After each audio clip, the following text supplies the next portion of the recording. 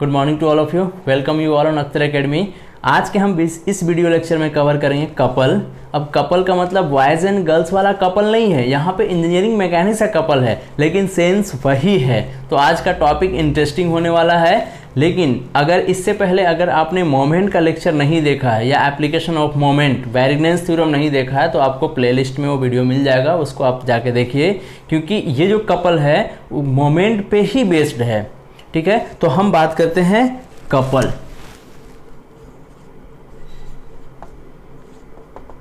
ठीक है, तो कपल को हम हिंदी में बोलते हैं बल युग्म। तो देखिए, कपल पढ़ने से पहले थोड़ा सा अपन देख लेते हैं पैरेलल फोर्सेस। जो हमने फर्स्ट लेक्चर में बोला था, पैरेलल जो फोर्सेस होते हैं, ऐसे फोर्सेस, ऐसे सिस्टम ऑफ फोर्सेस जो जिनका लाइन ऑफ एक्शन पैरेलल होता है, कभी भी इंटरसेक्ट नहीं करते, उनको हम बोलते हैं पैरेलल फोर्सेस। पैरेलल फोर्सेस में दो टाइप होते हैं। पहला होता है लाइक। तो लाइक पैरेलल फोर्सेस का मतलब है कि पैरेलल तो होंगे लेकिन line of action same direction में होगा। ठीक है, और दूसरा होता है अनलाइक पैरेलल। अनलाइक का मतलब कि इनका लाइन ऑफ एक्शन किसी पर्टिकुलर डायरेक्शन में नहीं होगा, अपोजिट डायरेक्शन में हो सकता है। तो पहला है लाइक पैरेलल फोर्सेस और दूसरा है अनलाइक पैरेलल फोर्सेस। ठीक है, तो जो कपल है, couple due to unlike parallel forces के वजह से है। कपल जो होता है अनलाइक पैरेलल फोर्सेस। ठीक है, तो हम बात कर रहे हैं पैरेलल फोर्सेस। आपको याद रखना है, दो होते हैं। पहला लाइक पैरेलल फोर्सेस जो पैरेलल होंगे और डायरेक्शन सेम होगा। अनलाइक पैरेलल फोर्सेस पैरेलल होंगे बट डायरेक्शन ऑपोजिट हो सकता है या ऑपोजिट होगा। ठीक है, तो हम बात कर रहे हैं यहाँ पे कपल की, जो हमारा मेन टॉपिक है। तो कपल का मतलब है if two parallel forces of equal magnitude but opposite in direction are acting on a body at a distance D is said to be forming a couple। मतलब ये है कि two parallel forces having equal magnitude but opposite in direction, मतलब equal magnitude और opposite in direction, जिसको हम बोलते हैं अनलाइक पैरेलल फोर्सेस। ठीक है, तो ऐसे दो फोर्स जिनका लाइन ऑफ एक्शन पैरेलल हो, मैग्नीट्यूड कैसा हो, इक्वल हो, बट ऑपोजिट इन डायरेक्शन हो, और दोनों किसी बॉडी पे एक्ट कर रहे होंगे एट अ डिस्टेंस डी, तो हम इनको कपल बोल सकते हैं, या जनरली इनको हम बोलते हैं कि ये कपल का निर्माण कर रहे हैं। जैसे हम जब बॉयज एंड गर्ल्स के केस में बोलते हैं तो कपल का मतलब कभी भी बॉयज एंड बॉयज नहीं होता है ना, बॉयज एंड बॉयज नहीं होता। ठीक है, कभी भी गर्ल्स एंड गर्ल्स नहीं होता, हमेशा बॉयज एंड गर्ल्स ही होता है। तो ये देखिए, दोनों की कपल का निर्माण कब होगा, जब दोनों की अंडरस्टैंडिंग मैच होगी, मतलब इक्वल इन मैग्नीट्यूड। अंडरस्टैंडिंग दोनों की क्या होगी, मैच करेगी। ठीक है, equal in magnitude but opposite in direction, मतलब बॉयज एंड गर्ल्स दोनों ऑपोजिट हैं, एक मेल तो दूसरा फीमेल, तभी बोलते हैं हम कपल। तो कपल आपको याद रखना है, equal in magnitude but opposite in direction, और कैसे होंगे, पैरेलल होंगे, और किसी बॉडी पे अगर लग रहे होंगे तो हम उनको बोलेंगे कपल। ठीक है, तो कपल को हम रिप्रेजेंट करते हैं सी से, और जो कपल का जो मोमेंट होता है हम दिखाते हैं यहां से। जैसे हमारे पास एक मान लिया रॉड है जिसपे एक फोर्स अपवर्ड डायरेक्शन में लग रहा है F, और वही F डाउनवर्ड डायरेक्शन में लग रहा है, मतलब सेम मैग्नीट्यूड का कोई फोर्स डाउनवर्ड डायरेक्शन में लग रहा है, और दोनों पैरेलल हैं, और ये डिस्टेंस D पे है, एट अ डिस्टेंस D। तो ये कैसा फॉर्म कर रहे होंगे, क्या फॉर्म कर रहे होंगे, ये कपल का निर्माण कर रहे होंगे। तो कपल जो यहां से होगा, moment of couple C is equal to F into T, मतलब दोनों में से कोई एक फोर्स और उनके बीच का परपेंडिकुलर डिस्टेंस। तो this is a moment of couple, और जनरली हम इसको कपल भी बोलते हैं। तो इसका एसआई यूनिट क्या हो जाएगा, एसआई यूनिट न्यूटन मीटर। जो हमने मोमेंट का पढ़ा था वही होता है इसका ऐसा यूनिट। अब टाइप्स ऑफ जो कपल होगा, कितने टाइप्स हो सकते हैं टाइप्स ऑफ कपल? जैसे हमने clockwise moment, anti clockwise moment देखा था, तो यहां भी क्लॉकवाइज कपल हो सकता है, और दूसरा क्या हो सकता है? Anti clockwise couple. ठीक है, तो क्लॉकवाइज को उसमें मोमेंट में हमने नेगेटिव लिया था, एंटी क्लॉकवाइज को पॉजिटिव लिया था, तो यहां भी हम ऐसे ले रहे हैं। इसको हम इंटरचेंज भी कर सकते हैं, ये प्लस और ये माइनस दोनों हो सकता है डिपेंडिंग अपॉन यू। तो यहां पे हम जो मोस्ट इंपॉर्टेंट कॉन्सेप्ट डील करने वाले हैं that is application of couple. ठीक है, और इसके बाद हम कवर करेंगे properties of couple, that is very much important, क्योंकि ये प्रॉपर्टी से ही क्वेश्चन आते हैं। तो हम सेकेंड जो कॉन्सेप्ट बात करने वाले हैं that is application of couple. हम जनरली कहां कहां यूज करते हैं एप्लीकेशन ऑफ कपल। ठीक है, तो कपल का पहला जो है इन वाटर टैप, जो वाटर का टैप होता है हम उसको क्या करते हैं? रोटेट करते हैं, तो यहां पे ये कपल का ही एप्लीकेशन है। दूसरा क्या हो सकता है? अनस्क्रूइंग द वाटर बॉटल, या बॉटल बोल सकते हैं, मतलब बॉटल का जब ढक्कन अपन खोलते हैं तो वहां भी कपल ही होता है। या हम थर्ड क्या बोल सकते हैं? जब गाड़ी की स्टीयरिंग, तो स्टीयरिंग ऑफ अ व्हीकल। ठीक है, फोर्थ क्या हो सकता है? जो हमारे पास घड़ी होती है, घड़ी की जो सुई होती है उसको हम क्या बोलते हैं? की ऑफ अ वॉच। ठीक है, या स्क्रू ड्राइवर जब हम यूज करते हैं तो हम वहां बोल सकते हैं स्क्रूइंग, या बोल सकते हैं इन अ स्क्रू ड्राइवर etc। तो ये है most important applications of couple. जहां भी रोटेशन का कॉन्सेप्ट आएगा, जहां भी रोटेशन का कॉन्सेप्ट आएगा, रोटेट कर रहा होगा, तो इसका मतलब ये है कपल ही वहां पे जनरेट हो रहा होगा। ठीक है, ये कुछ एप्लीकेशंस थे, और भी एप्लीकेशंस हो सकते हैं। ठीक है, अब हम बात कर रहे हैं इसके प्रॉपर्टीज ऑफ कपल की। जो मोस्ट इंपॉर्टेंट है that is properties of couple. Properties of couple. ठीक है, तो कपल की सबसे पहली प्रॉपर्टीज होती है, जैसे हमारे पास अभी हमने दिखाया था, ये एक फोर्स अपवर्ड लग रहा है, दूसरा फोर्स डाउनवर्ड लग रहा है। अगर ऐसा ये किसी बॉडी पे एक्ट करते हैं तो ये कपल का फॉर्मेशन करते हैं। तो यहां से अगर रिजल्टेंट पहले अपन देखते हैं, रिजल्टेंट अगर निकालें R इज इक्वल टू, तो क्या हो जाएगा? F minus F is equal to 0। मतलब ये है कि फर्स्ट जो प्रॉपर्टीज हुई कि रिजल्टेंट 0 का मतलब क्या हो रहा है? अगर R इज इक्वल टू 0 है, इसका मतलब क्या है? इसका मतलब ये है कि translatory effect will be 0। Most important, translatory effect would be 0, would be 0।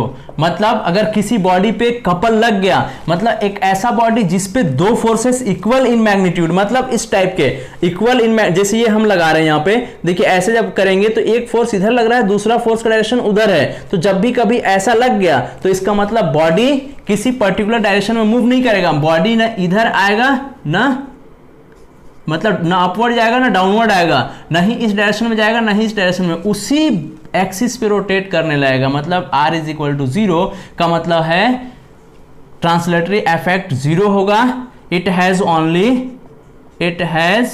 Only rotational effect, rotational effect.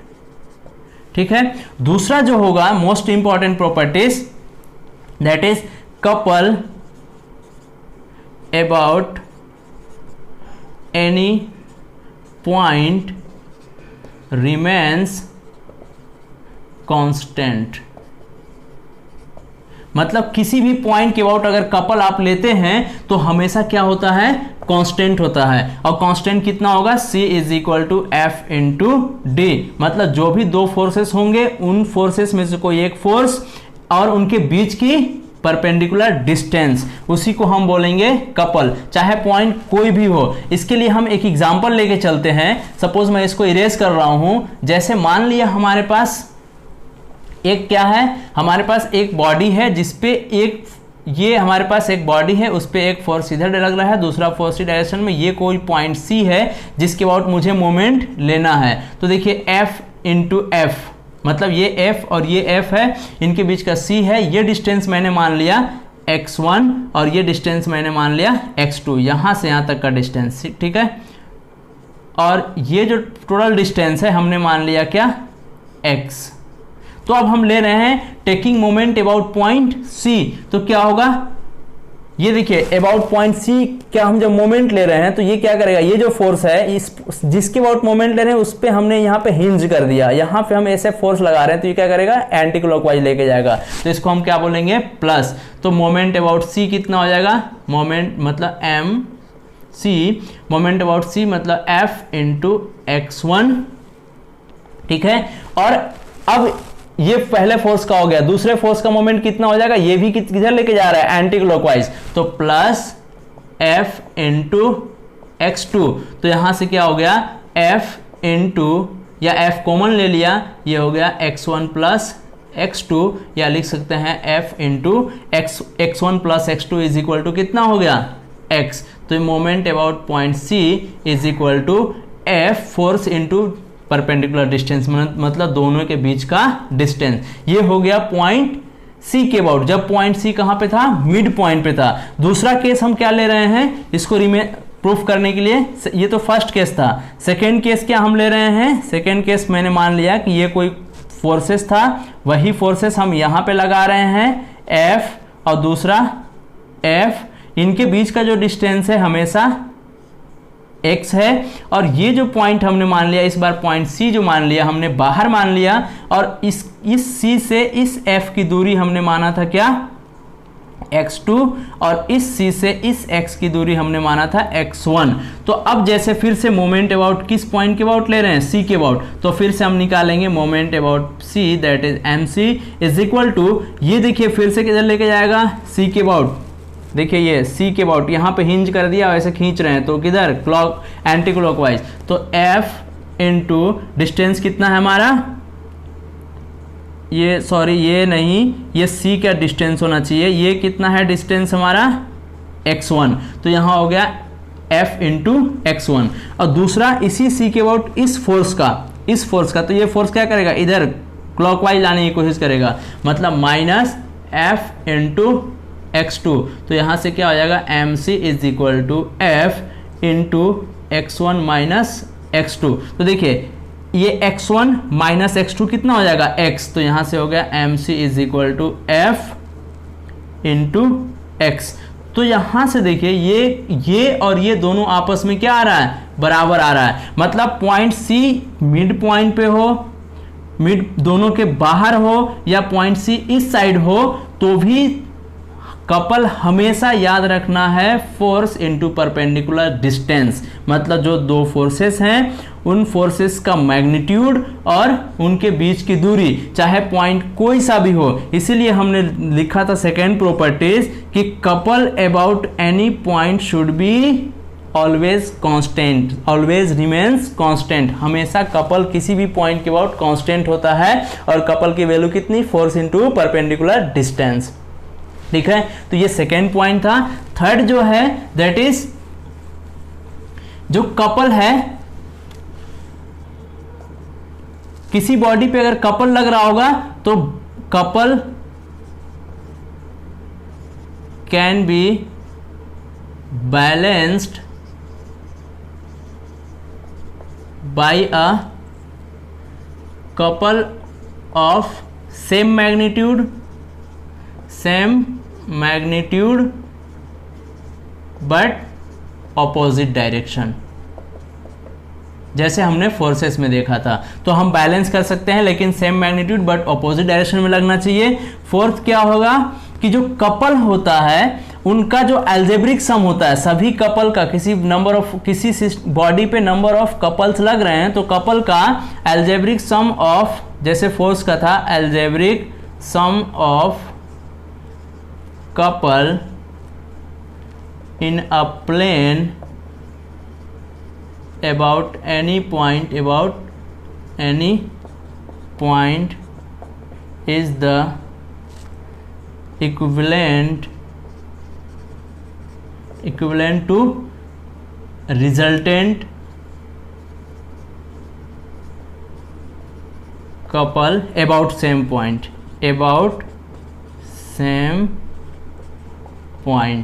ठीक है। तो ये था कुछ इंपॉर्टेंट प्रॉपर्टीज जो आपको पता होना चाहिए। नेक्स्ट जो हमारा टॉपिक है that is transfer of a force to its parallel position. मतलब किसी भी फोर्सेस को उसके पैरेलल पोजीशन पे ट्रांसफर कर सकते हैं या नहीं कर सकते, उसके लिए हम अब एक टॉपिक कवर करने जा रहे हैं। जैसे सपोज कि हमारे पास एक बॉडी है, इस बॉडी पे कोई एक पॉइंट ए है और दूसरा पॉइंट क्या है, बी है उसके पैरेलल। ठीक है, हमने क्या देखा था लॉ ऑफ ट्रांसमिसिबिलिटी में कि ये कोई बॉडी है, इस पे अगर कोई फोर्स एक लग रहा एक कोई फोर्स एफ एक्ट कर रहा है। हमने क्या देखा था लॉ ऑफ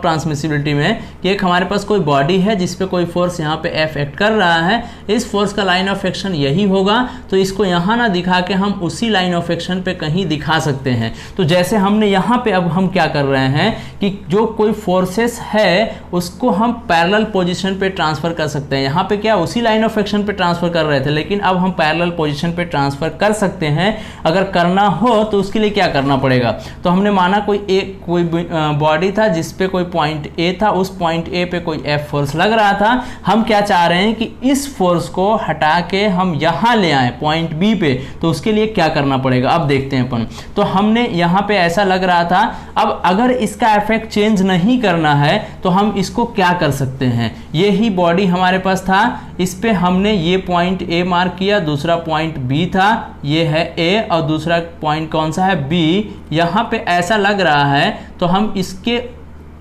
F, यहाँ भी F और यहाँ पे ऐसे ऑपोजिट डायरेक्शन में F दिखा दे तो कोई फर्क नहीं पड़ेगा, ये दोनों आपस में बराबर हैं। अब ये देखिए इनके बीच का जो डिस्टेंस हमने मान लिया कोई डिस्टेंस कितना है, d है। तो अब ये जो फोर्स है, ये और ये वाला जो फोर्स है, ये क्या कर रहा होगा, एक दूसरे के जस्ट पैरेलल है और ये मिलके क्या बना रहे होंगे, एक कपल का फॉर्मेशन कर रहे होंगे। मतलब ये कर सकते हैं कि इनके जगह पे हम क्या लिख सकते हैं, कपल, और कपल कैसा होगा, क्लॉकवाइज कपल होगा। तो हमने वही बॉडी ऐसे दिखाया यहाँ पे, और इसके वजह से हम क्या किए, यहाँ पॉइंट ए था और ये क्या था, पॉइंट बी था, और यहाँ पे ये फोर्सेस तो एज इट इज रह गया, और यहाँ पे हमने क्या दिखा दिया, ये जो पॉइंट डिस्टेंस d है यहाँ पे क्या दिखा दिया हमने, कपल, और कपल की वैल्यू कितनी हो गई, F इंटू डी। तो जब भी, अब यहाँ से मोस्ट इंपॉर्टेंट कॉन्सेप्ट निकल के आ रहा है कि जब भी किसी फोर्स को उसके पैरेलल पोजीशन पे कहीं भी ट्रांसफर करना हो तो उसके लिए सेम अमाउंट का फोर्स आप उस पॉइंट पे लगा दीजिए उसी डायरेक्शन में। जैसे A से मुझे B पे ट्रांसफर करना था तो हमने A पे जो लगा था उसी सेम अमाउंट का हमने फोर्स B पे लगा दिया, और उसके वजह से, इन दोनों के वजह से या इसके वजह से जो कपल का इफेक्ट होगा वो भी आपको कपल देना पड़ेगा। मतलब एक तो फोर्स एज इट इज रहता ही है, लेकिन जो इस फोर्स की वजह से कपल होगा, कपल का मतलब फोर्स इनटू जिस डिस्टेंस पे आप ट्रांसफर करना चाह रहे हैं उस कपल को भी आपको दिखाना पड़ेगा। और ये भी देखना है कपल का डायरेक्शन क्लॉकवाइज है या एंटी क्लॉकवाइज है, तो आप ऐसा ट्रांसफर कर सकते हैं। मतलब ऐसा ट्रांसफर करने के लिए आपको अलग से एक कपल वहां पे प्रोवाइड करवाना पड़ेगा। तो ये था मोस्ट इंपॉर्टेंट, क्योंकि law of transmissibility mostly use किया जाता है, और ये जो है कॉन्सेप्ट ये भी आपको बीम में मोस्टली यूज किया जाता है। ठीक है, तो ये था आज का हमारा लेक्चर। आई होप कि आपको वीडियो पसंद आया होगा। अगर अच्छा लगता है तो आप लाइक करें, सब्सक्राइब करें, शेयर करें दोस्तों के साथ। Thank you very much for watching.